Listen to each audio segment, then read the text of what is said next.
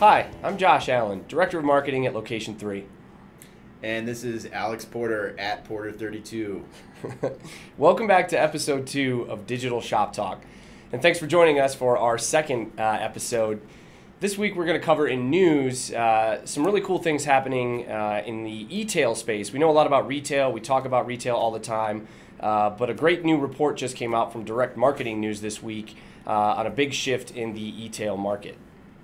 Yeah, so they have been measuring, obviously, for a long time, people's online shopping habits.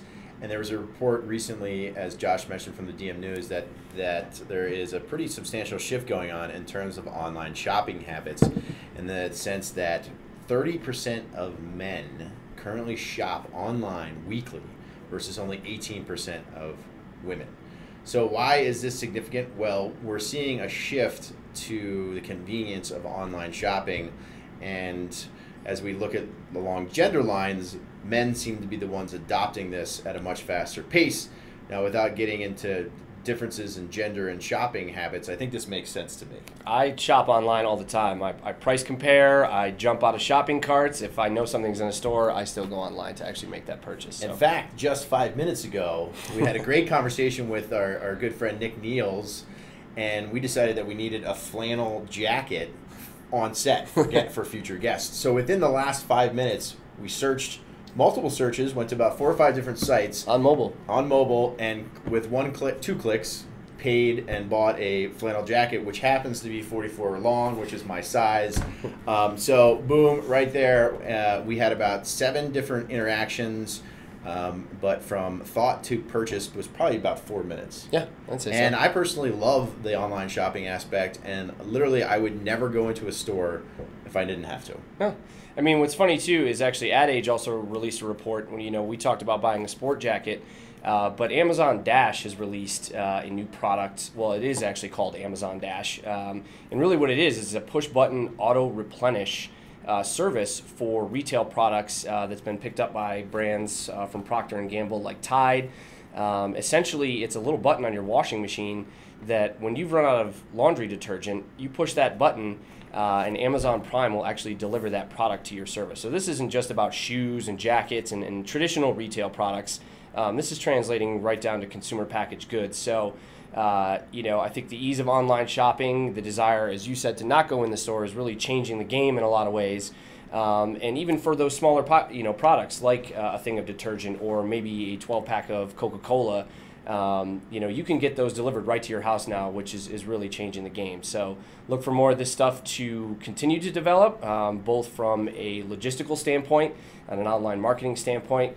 And I would suspect that the numbers suggest that there's going to be even more growth in that e-tail market. Yeah, I mean, this is a reality. I mean, when we talk about the Internet of Everything, which is now kind of the popular buzzword, I mean, we're talking about smart refrigerators that can sense when you're low on a product. I mean, this Amazon Dash is something that, for these kind of staple goods, these goods that we can really predict how much you're going to use, Amazon could probably tell us how fast we go through a 12-pack of paper towels or a 24-pack of toilet paper. My new favorite app, Drizzly, can probably let me know when I'm out of a 12-pack of beer. You mentioned Coca-Cola. I assume you were going to go beer with that. But literally, we are at a point in today's age where I can, from my phone, get my groceries delivered, my clothing delivered, my booze delivered, and never have to leave your house. I don't know what you can't get. And I think that this is going to happen a lot faster. If I'm a consumer product good, I was thinking about this the other day. Instacart charges a fee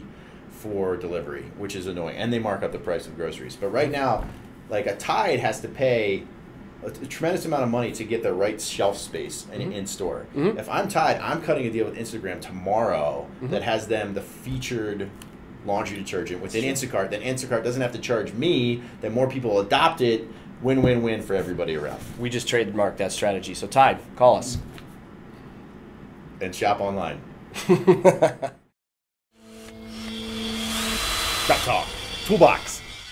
All right, so I just talked about how I can buy anything on my phone, and that is partially true, but there are still plenty of reasons to leave your couch and go out into the real world. And what we want to talk about here is how there's some recent technologies in the toolbox that can help you effectively market these folks. So some of the things, we'll relate to this personally, that I need to leave the house for is a trip to Home Depot, a trip to the furniture store. I actually do like to try jeans on because my recent experience, I got jeans that were too big and now I can't return them and I hate that. So how do you do that? How do you connect in store? And it's really about kind of the geofencing that's going on right now. Yeah, I mean, geofencing is just one way from a technological standpoint. There's a lot of companies that are starting to do this and do it very effectively. And the other side of that is geo-conquesting. So from a geofencing standpoint, if he's going to Home Depot, I could potentially set up an invisible fence, if you will, around a Home Depot location. Even if he's not thinking about going to Home Depot at that moment, but he knows he needs some 2x4s to build his nice new deck for the summer. If he comes within a certain proximity or enters that geo-fence boundary, I can hit him with, let's say, a Home Depot ad. And not only that, have an ad that's very much catered to those 2x4s that he was probably searching for a month ago or a week ago on his phone. So, and furthermore, from a geo-conquesting standpoint, if I'm Home Depot, maybe maybe not even Home Depot. Maybe not even Home Home Depot. So if I'm a Home Depot, what else am I doing? I mean, it's probably Bed Bath & Beyond, right? Could little be. Home Depot, little Bed Bath & Beyond. I guess. That's your Saturday experience. Right. So maybe I'm Bed Bath & Beyond, and I know you're picking this up, but you probably have to stop and get something. Yeah, Sheets. I mean, at the end of the day, and from a flip side of things, if I want to geofence around my competitor, let's say, I can do that. And so when customers are maybe heading to my competitor's store or in that proximity, maybe I present them with an ad that entices them to come to my location instead. So geofencing is just one way that digital marketing advertisers can really leverage the online space to still drive that in-store visit. As much as we like getting stuff delivered to us. There's some great retailers right now that are actually taking advantage of the data that they're getting online and applying it to in-store. So we've got a few retailers that have really popular Pinterest pages. They're looking at leveraging that information, and basically what they're doing is what's the most popular products on Pinterest are then becoming those window displays. So that's a great use of kind of the flip side of it is there's so much information that you're getting online. Leverage it and use it to your advantage and for that in-store experience as well. And one last piece of technology too is the iBeacons or Estimo beacons. There's a number of formats that these are kind of being rolled out in. But essentially a beacon in-store can really enhance the in-store experience for that customer. It can give them product information, pricing information, offers, all sorts of information to really, again, from a mobile standpoint, enhance that in-store shopping experience. So we love Amazon Prime, we love getting stuff delivered, but plenty of people go into the store, including ourselves, and these are just a few ways that experience can be enhanced and really improved for the user. At this point, I'm going to make a shameless plug for a recent white paper that we actually put out in February on this topic called Connecting Online and In-Store Marketing Strategies for Multi-Unit Businesses.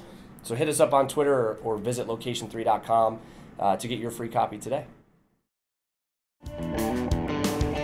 All right, in today's upvote, we want to highlight a really cool effort put together by Walgreens. They've essentially integrated with this online network called Patients Like Me. Patients Like Me, essentially, as I mentioned, is a network for folks with chronic conditions, illnesses, et cetera, to really connect with each other in a social format and share stories, share information that they've learned from their experiences, whether that's about medication, whatever their particular illness or issue may be, to really provide a support network for patients like themselves. And Walgreens has really done some cool stuff with this.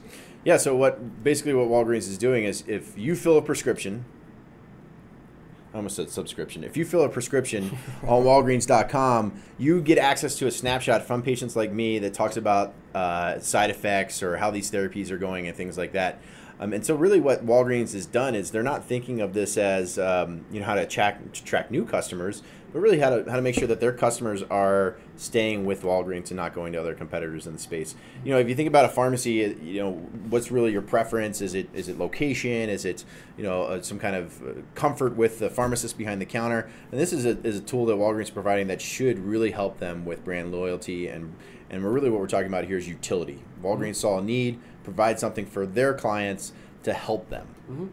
So it's just, again, a great way to get some user-generated content and really embrace their existing customers around them and ensure that they, hopefully are Walgreens customers for life. So good on you, Walgreens. Personally, I go to the one by my house because it has a 24-hour drive-through. Even better. So now I don't have to get out of my car. Well, that's it for this week. Lots of great information. We're having a lot of fun doing this. We got 0 votes about keeping the beers or not. Yep. So mine is gonna go though. Apparently the flannel's sticking around. Flannel stayed. We'll see if your flannel jacket comes next week. Again, hit us up at location3.com. Tweet at us at location3. We'd love to hear your comments, your questions, and your feedback. We'll see you next time. And we're out.